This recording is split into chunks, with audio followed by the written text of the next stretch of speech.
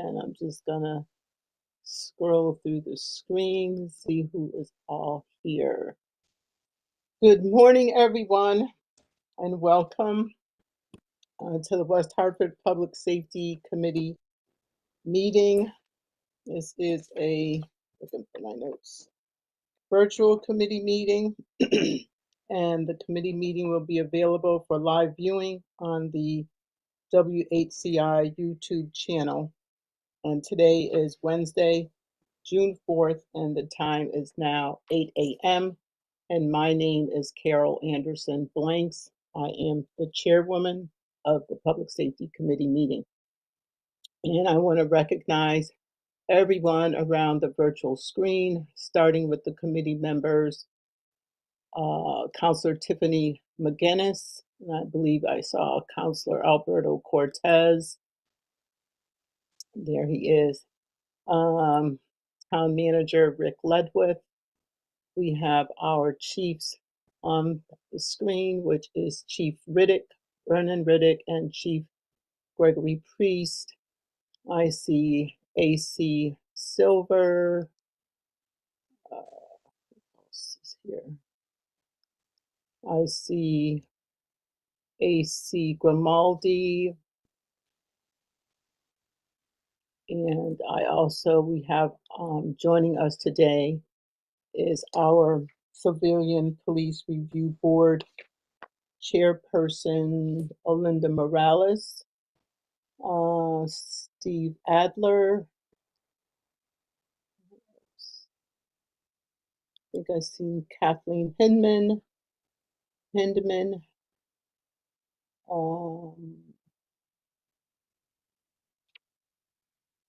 I also see some staff present. There's Sarah.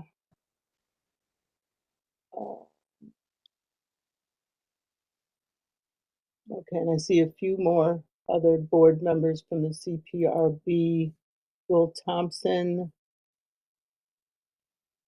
Is that it? I believe we have another staff person on. Delilah. I think that's it. Did I miss anybody? If I did, please identify yourself.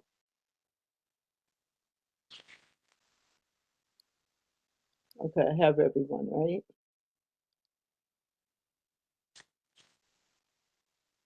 Okay. All right.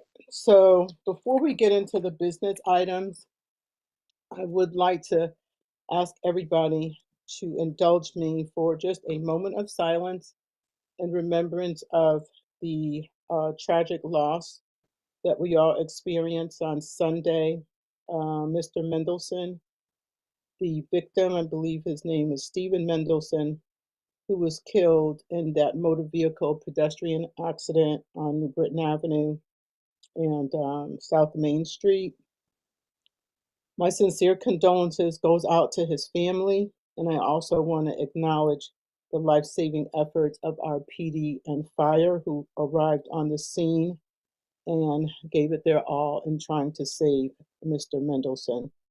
I also want to remind our motorists, as well as our pedestrians and our cyclists, to obey our traffic laws and our signage, pedestrian signage, and really exercise restraint for texting and driving, especially as the summer months approach and our students will be out of school. I know I have personally observed and experienced many drivers not stopping at the stop sign or the traffic lights, rolling through.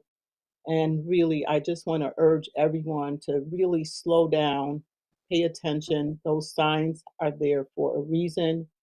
Our traffic speed per limit or miles per limit or whatever is posted on our roads, whether it's 25, 30, or 35, please try to obey those traffic laws. That's why they're there. If you have an emergency, please pull over, stop the car, and do what you need to do. But please remember, we have human beings who have families, they're connected, whose lives are going to be forever changed once these tragedies occur. So just a few moments for a moment of silence, please.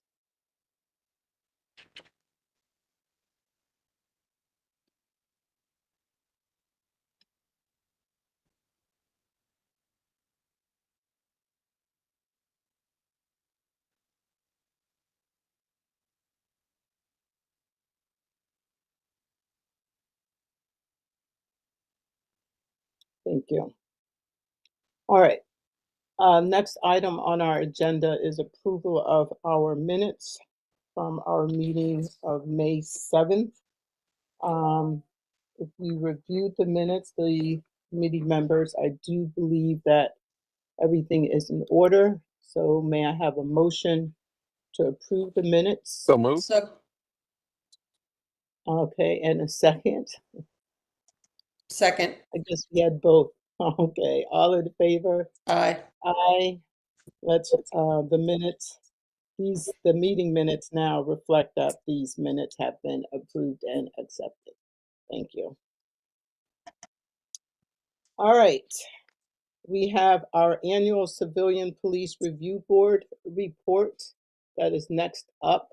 So I'm going to turn it over to first our town manager, followed by our chairwoman, Olinda Morales. Thank you, Turn Madam over Chair, and good morning, council members. Good to see everyone. It is my pleasure, as Madam Chair just announced, to introduce the chair of the Civilian Police Review Board, Olinda Morales, who's here this morning. And as Madam Chair pointed out, we have Steve Adler, Kathleen Hidman, and Will Thompson with us as well. So thank you, Steve, Kathleen, and Will for joining us. And I believe Olinda will handle the presentation of the CPRB's fourth annual report, with the board being commissioned back in 2021.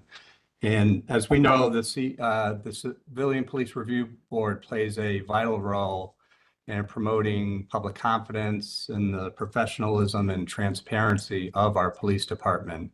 And their work and collaboration with our department's leadership reflects our community's commitment to fair and equitable policing. And I really want to take this opportunity to thank the chair as well as the board members for their service. So through you, Madam Chair, I will turn it over to the board chair, Olinda Morales. Thank you. Thank you. Good morning, everyone. It's nice to see you once a year. Happy beginning of the summer. So yes, like the manager said, we are in our fourth year. We continue to be very committed to this project of police accountability and professionalism. So this last year, our report reflects that we review 5 cases, 5 PSU reports. So 1 involved courtesy, 3 involved failure to follow procedure, and 1 was about the use of excessive police force. Before I start reviewing the cases, and please, if you have any questions, stop me at any time. I would like to comment that these 5 cases continue to reflect a very high quality report from the police department, very thorough, objective, very well written.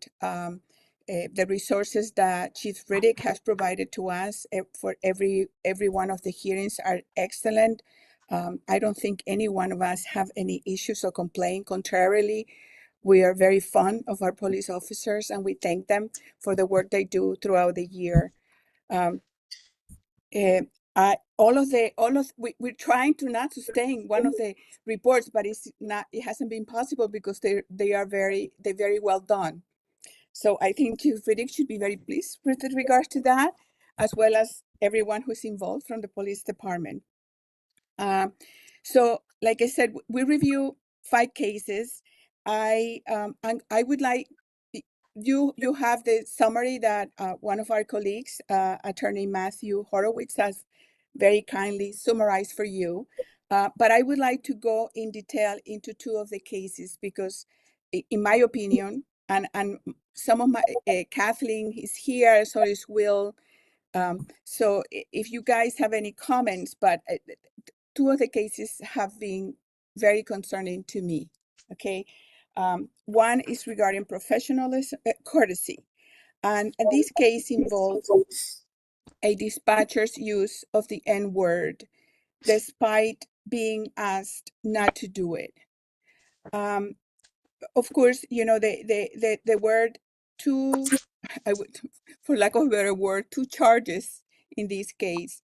One was the violation of professional reference directory, chapter 3, section 3.2, insubordination, which should be was sustained because the dispatcher continued to use the N-word in conversation with colleagues regarding the citizen complaint, even though people told her to please not use it. There was another allegation that she was insubordinate, and that was not sustained. The CPRB agreed with the findings of the PSU, or the Professional Standard Unit. But especially in today's day, with the changes that we see throughout the nation, this was concerning to us as a group, and so that's why I decided to discuss this case here today. Okay, so that was one of the cases that it was concerning. Like I said, these were the findings of the PSU report, and we agree with the PSU report by sustaining. We agree we sustain the findings. We also have two other. We had a use of excessive force, and this case, you know, we agree with the investigative report that there was no excessive use of force, that the police officer acted adequately when he tased a suspect that refused to follow orders. So we agree with that.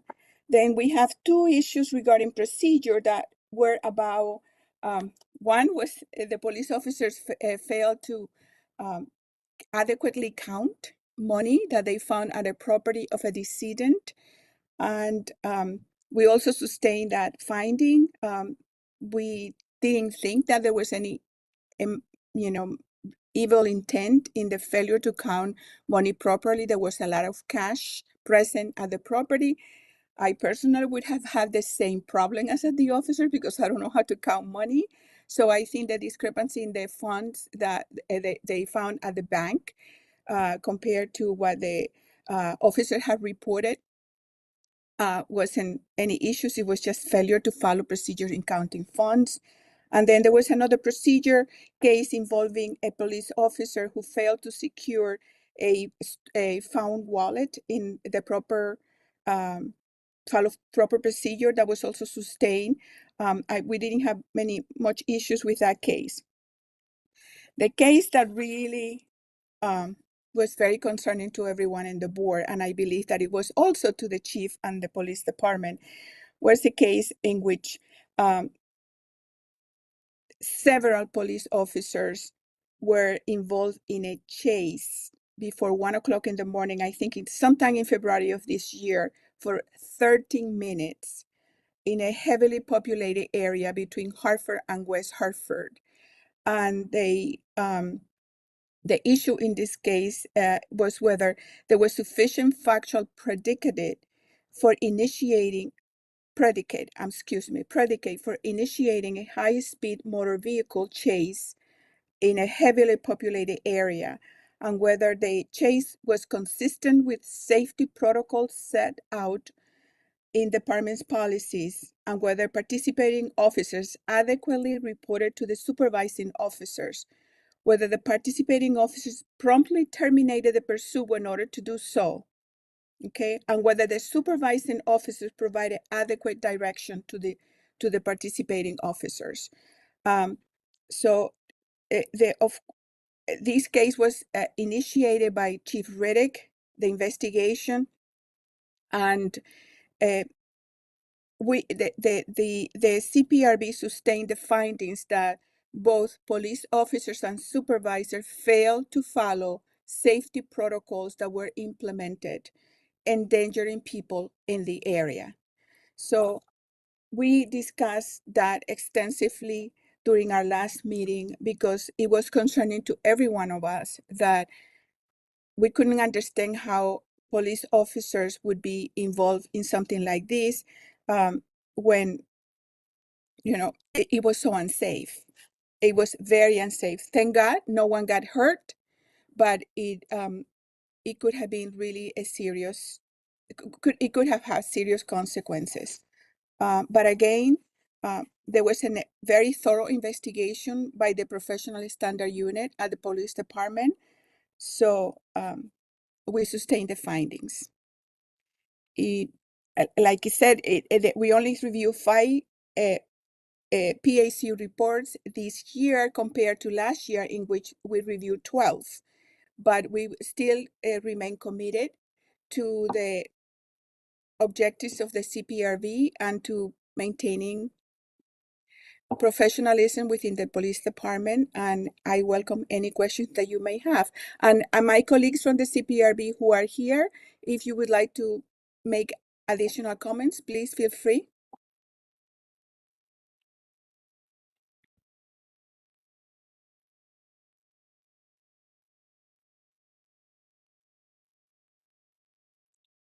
Hearing none, are there any comments from the Public Safety Committee or questions?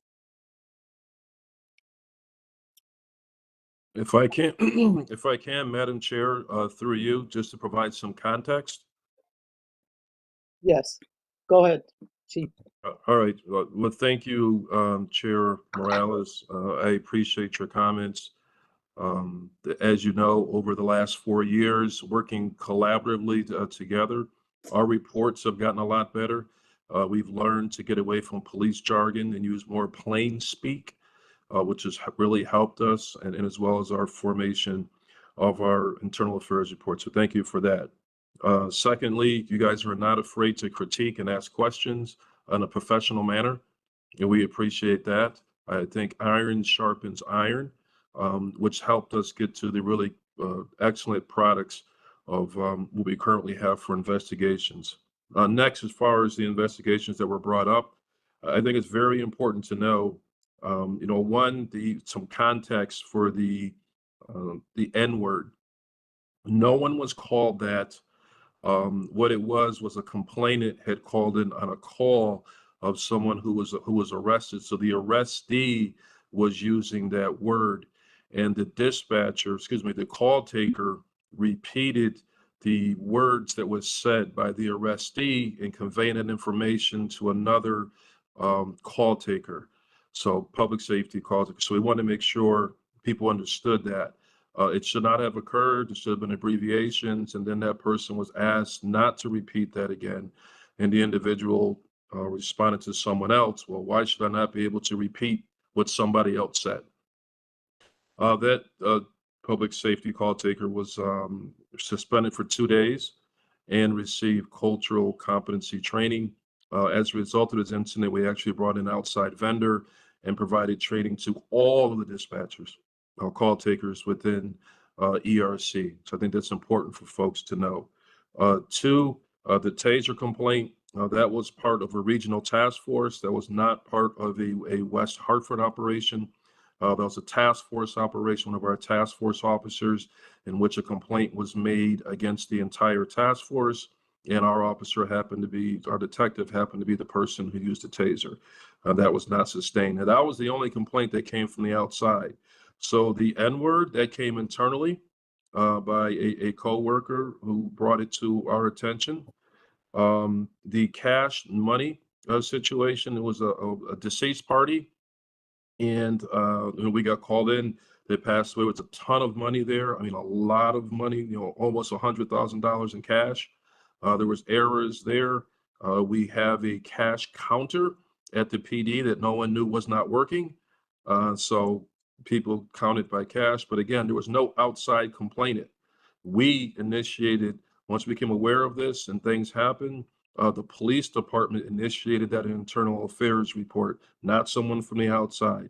important context. And the pursuit that occurred, that started from a shots fired incident that happened in Hartford. So there was a confirmed shots fired.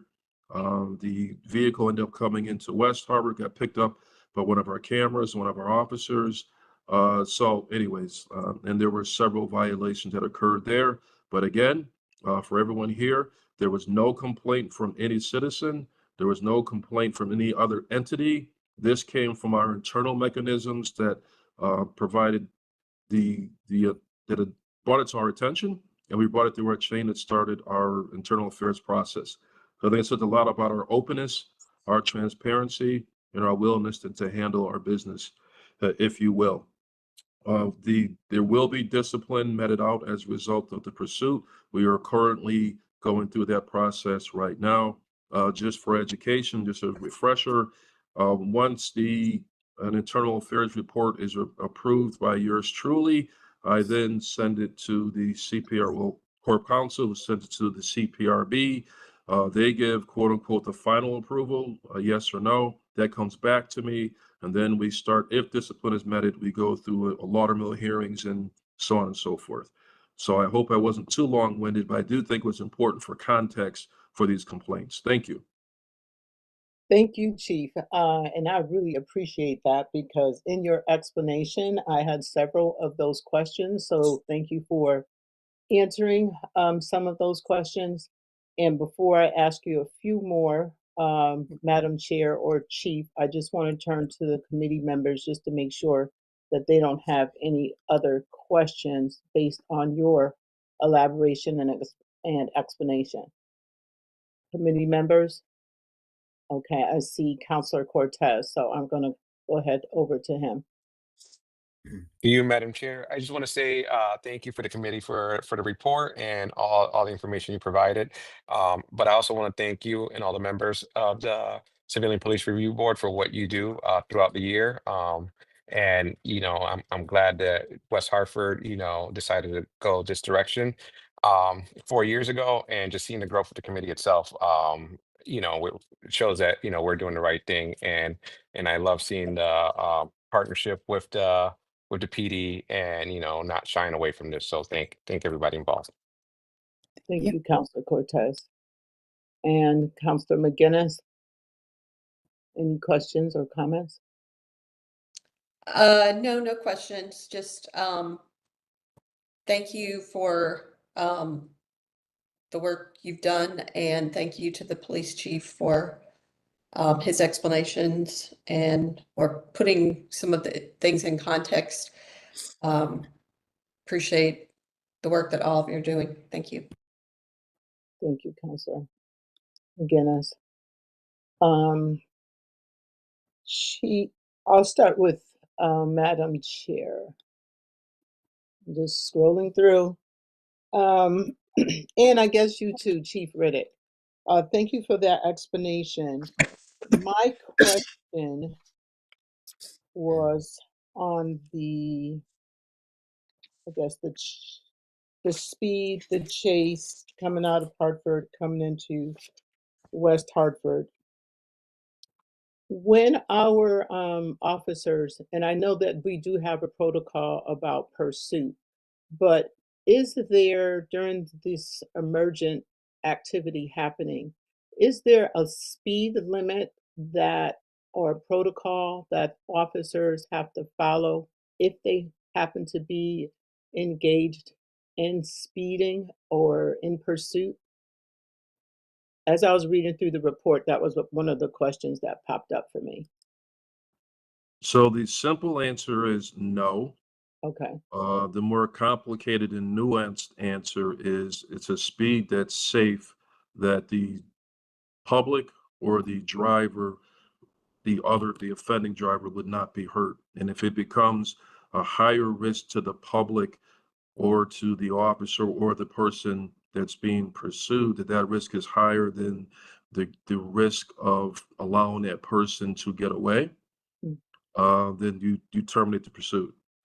It's not worth it. It has to reach certain threshold. It has to be something of violence or exigent circumstances to even engage in the pursuit. So the pursuit was authorized But during the evaluation process, there should have been time. It should have been terminated earlier, and it went on, way too long. Okay, thank you for that. And then a follow-up question would be um, the situation where there was a decedent and the cash. And you answered most of my questions because I was wondering with something like that, there's a lot going on the scene, number one. And so number two, like you said, you have all this cash. What's the procedure? What's the protocol? So there is a cash machine at the PD. And if it's not working, then basically it sounds like we do the old fashioned manual labor. So everything is accounted for. Correct. That is correct, and we did purchase a new cash counter. There was numerous common sense and procedural things that people were trying to do the right thing, Yeah. but they just messed it up. That's Okay. all. And again, we found it ourselves. There was no complaint. There was no Right. anything. No outside. Thank you. And then a question for Madam Chair. The number, I think, of cases in terms of this year being 5 and last year being 12. Would you just elaborate a little, especially for the listening audience, what was the difference in terms of the lower amount based on last year and the higher amount? It's probably something simple, but I'm just curious. Well, basically, the number of reports that we review are reports that are forward to us for review. The police department goes through their PSU procedure, the professional standard unit, investigation, writing the report, being reviewed by the chief, and then they are forward to the CPRB, and we review everyone that came our way. Some of there were other complaints, but they haven't been finished and forwarded to us. But I also, from my recollection, the department also received fewer complaints, correct, Chief, than in previous years?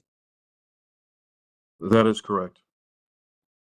It just varies, Madam. If I can go through, Madam Chair. I mean, some years you have 12, some years you have 4 or 5. It is also important that the officer involved shooting that happened a year and a half or so ago is still one of the outstanding ones that have not been completed yet as far as the internal affairs. But we do anticipate that being done by the next meeting, hopefully. Okay, thank you. Okay, thank you. That was the questions that I have. And I also want to thank you, Madam Chair, and the entire CPRB board. I think it's important to recognize that this is a volunteer position and you all come with your expertise. And it's certainly clear and apparent that you give it your all. You are prepared.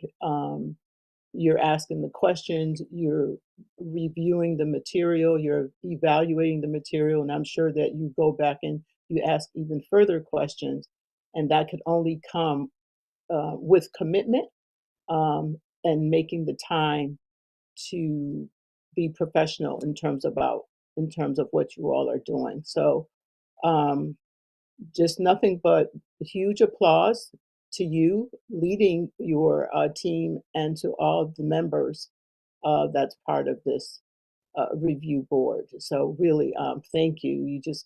You do great work ever since we established this. I mean, everybody involved, from the chiefs to the assistant chiefs to the board members and to you as the chair. So just thank you for all what you do.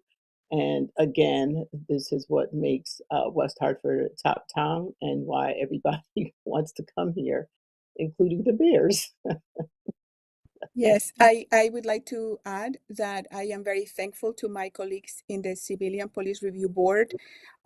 We are 5 of the members, as you know, we are a group of 7 regular and 3 alternates.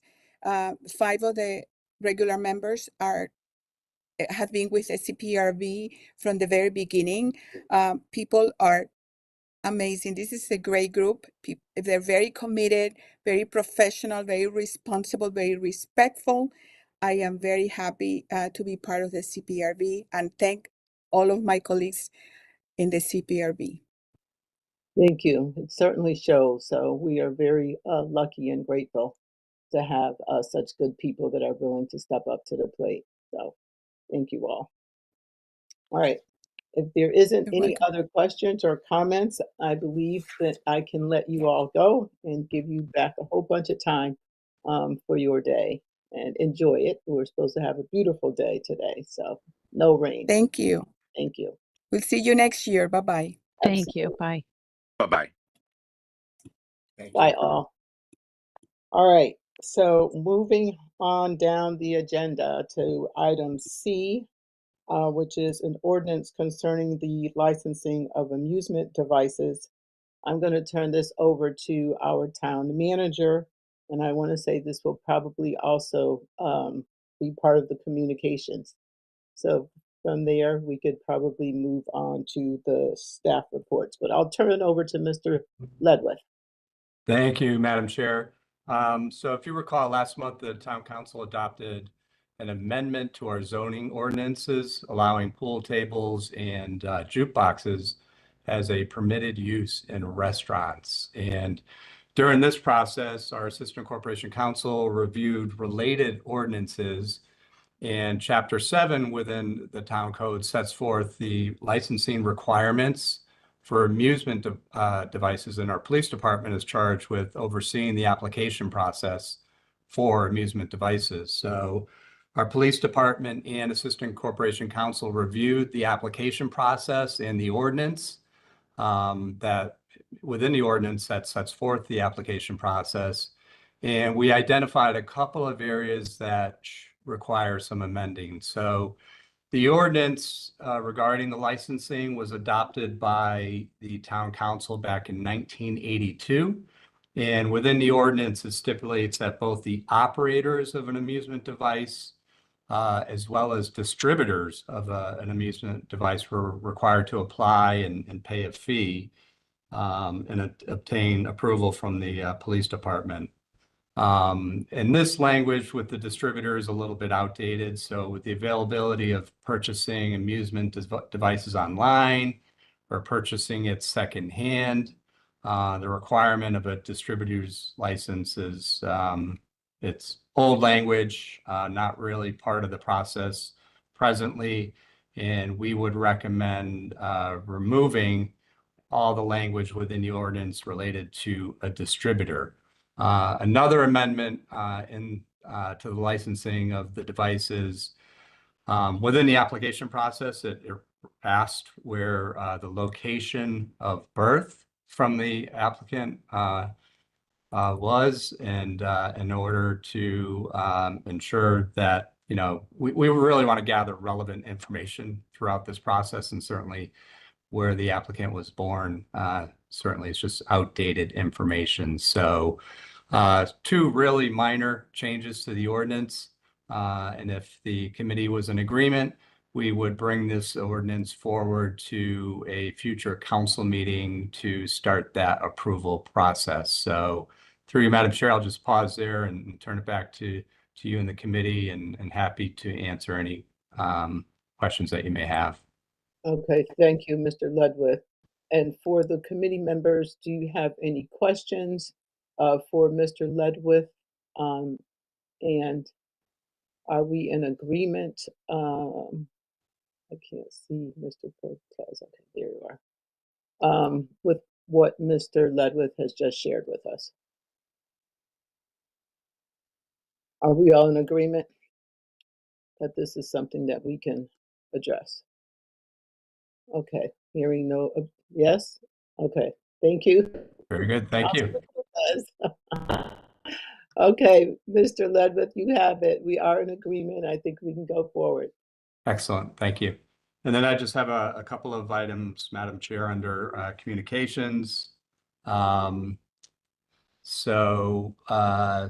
At our last meeting, we had informed the committee that we would be taking a look at leash laws in surrounding communities and making and comparing essentially them to ours, and then bringing that information back to the committee. Our ACO Galino has been working hard gathering that information for this project, and we would like to place that item on the agenda for next month. So just wanted to give a quick update on that.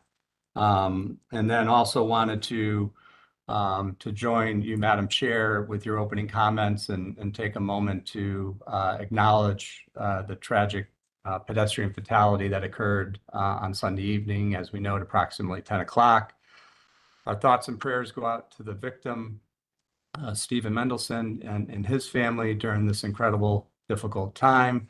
And I as well also want to recognize our police and fire personnel who were at the scene Sunday evening into Monday, serving with professionalism and compassion.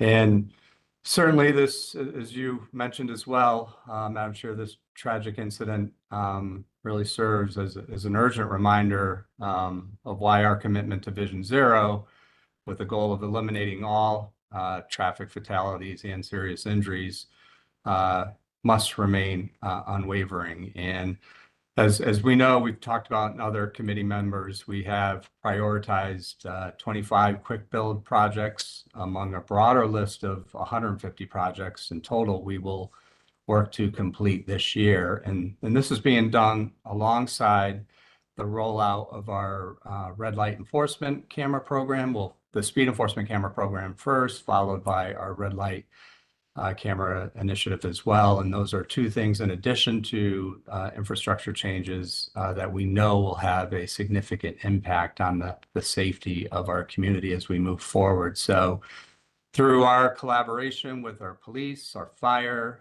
public works, engineering, and our community at large, we are working hard to make our streets safer in the months and years ahead. So thank you, Madam Chair, and the Town Council for your continued leadership in this important work. And I will, at this point, turn it back through you, Madam Chair, to proceed with the rest of the meeting. Thank you.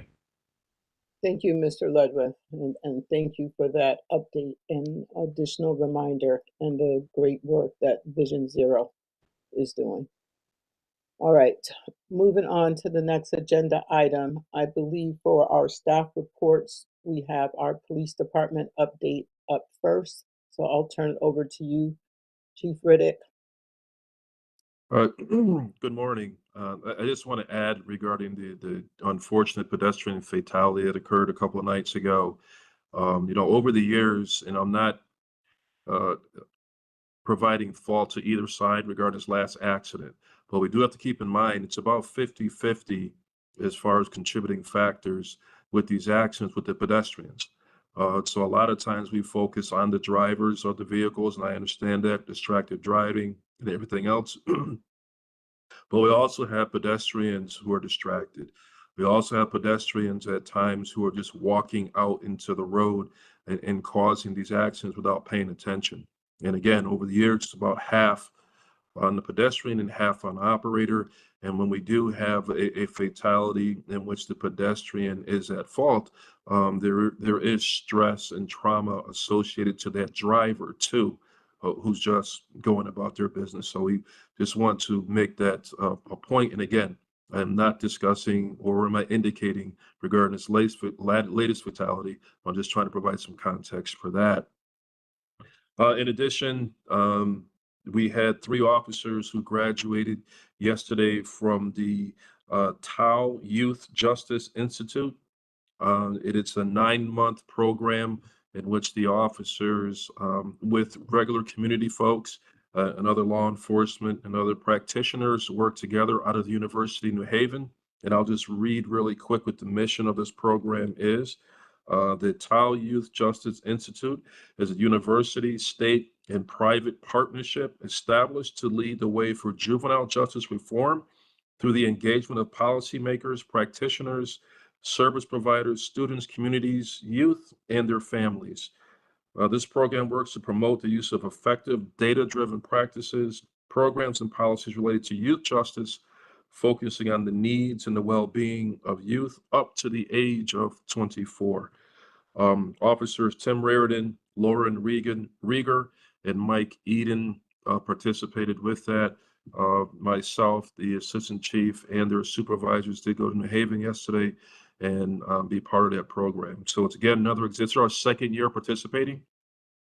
There's another example of how we're really trying to expand and think out of the box and be exposed to different ways to impact our youth in a positive manner.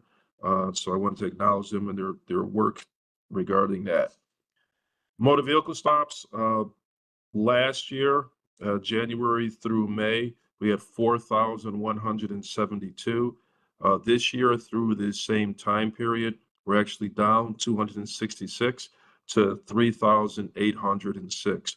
As you may recall, with the start of this current year, we had a lot of weather factors that really impacted our motor vehicle stops, and we're slowly but surely catching up.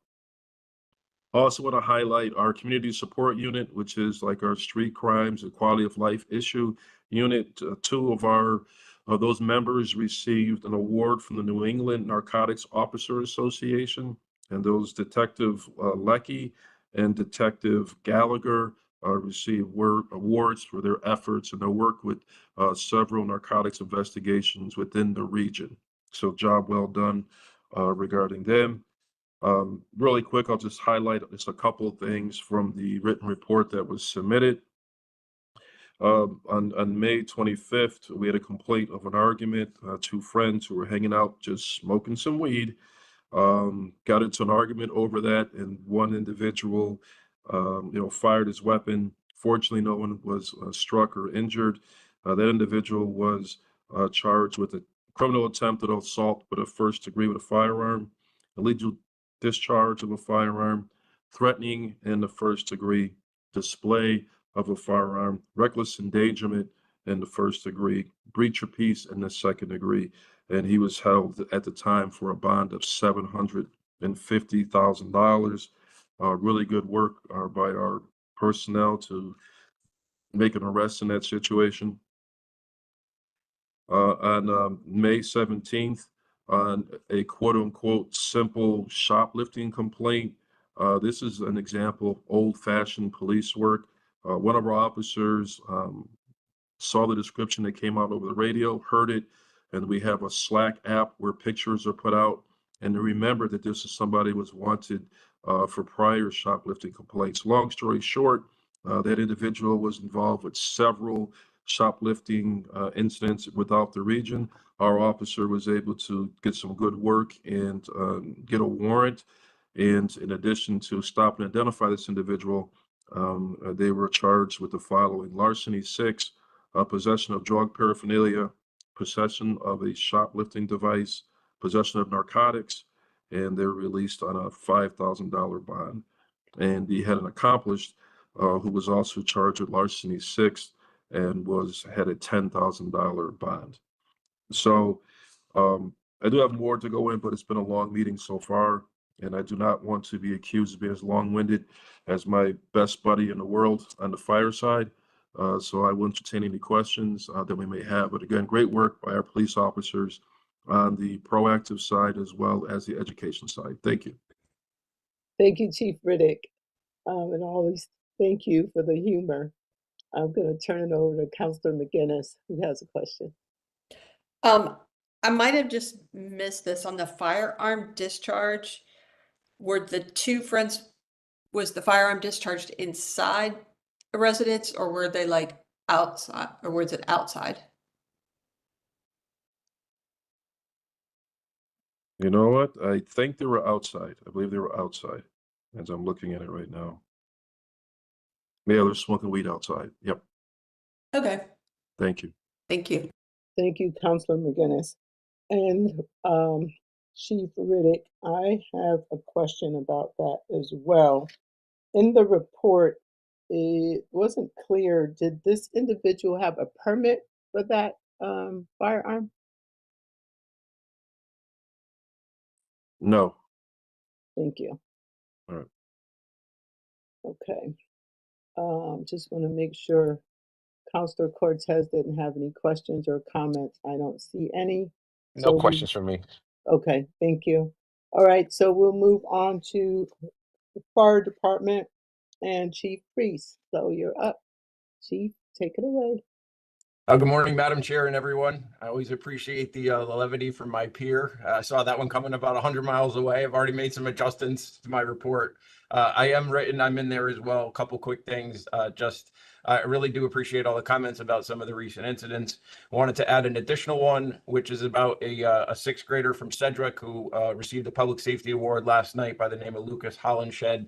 Unequivocally saved a peer student's life by performing the Heimlich maneuver or the abdominal thrust to remove a piece of candy. He was recognized last night in a joint ceremony by public safety. So congratulations to Lucas. As Rocco, our EMS officer, was exiting, his peers voted to give him the Distinguished Service Award, which I was honored to do. We did it in an informal ceremony here at headquarters, but it was a well-deserved approach. Other personnel activity. Pleased to report that our Office of Emergency Management has graduated yet again another CERT class, going now to over 330 people trained, which is a remarkable accomplishment. And I heard that they did a great job out at our Memorial Day parade as well, helping to facilitate that event. I wanted to touch briefly on the fact that we've had we've had 8 fires since April 19th. Great work by the fire department extinguishing them. What you often don't hear from me is a loop back on the cause of fires, because fire investigations generally take time. The larger they are, or if outside agencies are involved, they go pretty significantly. However, with the number of fires that we had recently, Fire Marshal Grimaldi and his team put together, a little look at this to make sure that we had identified if there was any commonalities that we could provide some public safety messages or make sure that nothing else was going on. We had 6 of them were listed as accidental. Unattended cooking, ashes, and the use of lithium-ion batteries tended to be a theme there. 2 of them were undetermined. I would like to tell you that just because something is undetermined, that doesn't mean that anything nefarious is going on. That simply means that our investigators are not able to use the scientific method to be able to prove exactly how it started. So nothing nefarious or suspicious tends to be afoot in those areas. So my public safety messages related to that is what we would recommend is that you always attend when you are cooking in a kitchen. That you properly dispose of any ashes from whether or not that's a fire pit or a grill or any charcoal grill. They have to really be soaked with water, taken care of appropriately. If you're using lithium-ion batteries, we want you to use something that's listed for your device, and when it is done charging, you should unplug it. And then as far as any type of fire, when it occurs in your residence, outside of your residence, we highly encourage that you evacuate and allow us to do that. Property can be replaced. Humans, animals cannot. So evacuate yourself, others out of the building. And then lastly, we are coming into the fireworks season. So certainly the risk of physical injury, but also the risk of fire as well. Just be very cautious. Make sure you're using legal sparklers.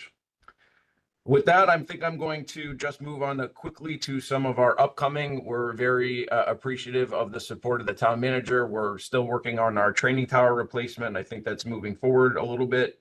In terms of our planning for Celebrate WeHa, we continue to work in partnership with the police department and many others. I think our efforts this year behind the scenes to have a great plan is really robust. I'm pleased to see the progress there. We will be out there doing a dunk tank. And when I say we, I think it's probably, oh, never mind, Chief. I won't say whether or not you're going in the dunk tank. But we were going. You asked me and I said no, so I'll say it publicly. I'm not doing it. So I couldn't ask for a better wingman in this committee meeting, but it's a lot of fun. We're trying to inspire some attention and participation in hands-only CPR. So we will have a dunk tank. Unfortunately, the weather does not look too optimistic for Saturday, so it will be on Sunday, but we will have some high-profile people there, such as our town manager, your fire chief, and actually we have a senator and some representatives. And if anyone would like to come in to inspire hands-only CPR and some donations to our food pantry, please feel free to stop by and see us on Sunday.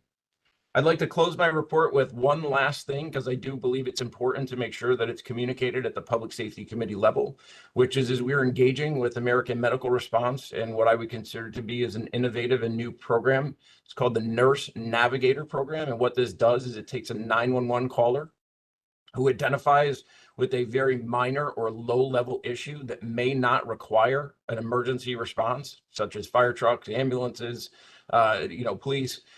If we find that that is the case through a protocolized system using medical oversight, they will then turn that into their nurse navigation system, which is healthcare providers who are trained to help people find the right destination and the right vehicle or venue to get them there.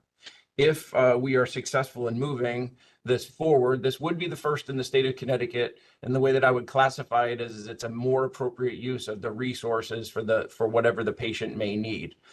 As we get closer, I would bring this back again to the Public Safety Committee or communicate differently. We will have a community outreach element to this as well, but I did want to alert you that this is a conversation that's ongoing. I think that this will be welcomed by our emergency responders who going to non-emergency incidents, as well as I think this is best for our patients and our community to make sure that they get the right resource and the right assistance at the right time. With that, I will turn it back over for any questions that anyone has of me. Thank you, Chief Priest, and thank you for that full report. Very interesting. And before I ask my question, I'm just going to scroll through and see if the committee members have any questions or comments.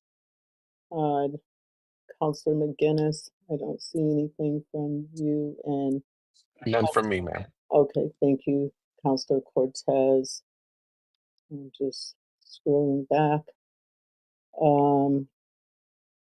I don't think I have any questions for you, but I did just want to say congratulations to you and also to the members, as well as you too, Chief Riddick, being recognized and receiving those rewards for or awards for their performance and just for the great work that they do. And huge applause to the Sedgwick student for being able to jump in, quick thinking. I'm not sure what grade that student was in, but I mean, that's huge to just be calm at that age, because I'm sure a lot was going on, and to perform that method and to be successful. So thank you, future firefighter, paramedic, EMT, doctor.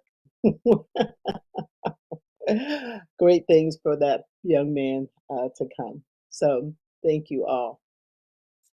All right, I will move on down the agenda to future agenda items. Yes, Chief Riddick.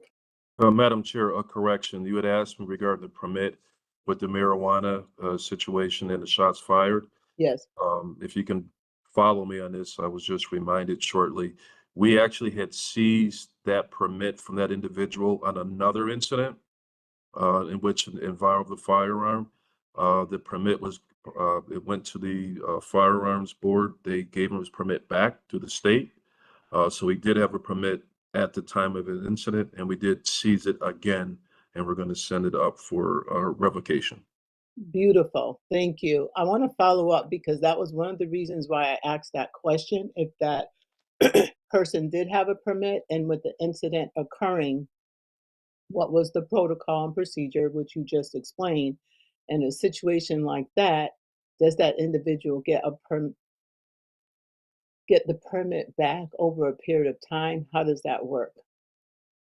Yeah, once we seize it, he or she has the opportunity to go before a review board, present their case, and then they will determine whether or not our grounds for seizing the permit were valid, and they will determine whether or not whether or not to give the permit back.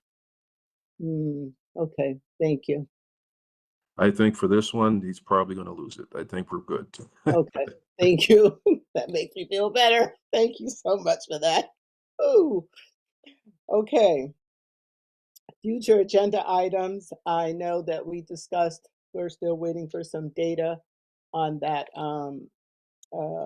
dog leash, I believe.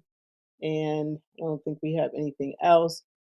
Any other future agenda items that the committee members are interested in pursuing? I don't see anything from Counselor Cortez or Counselor McGinnis. Okay, so we'll just wait for that data to come back to us. for the next meeting or even the meeting after that. There's no rush because we want to make sure that we get this right. All right, so it is now 8:55. Do I have a motion to adjourn? So moved. And a second? Second. All right, thank you so much. Meeting adjourned, 8:55. Thank you, everybody. Enjoy the weather today, and as usual, watch each other's backs and please stay safe out there. Take care, everybody, and thank you. Thanks, everyone.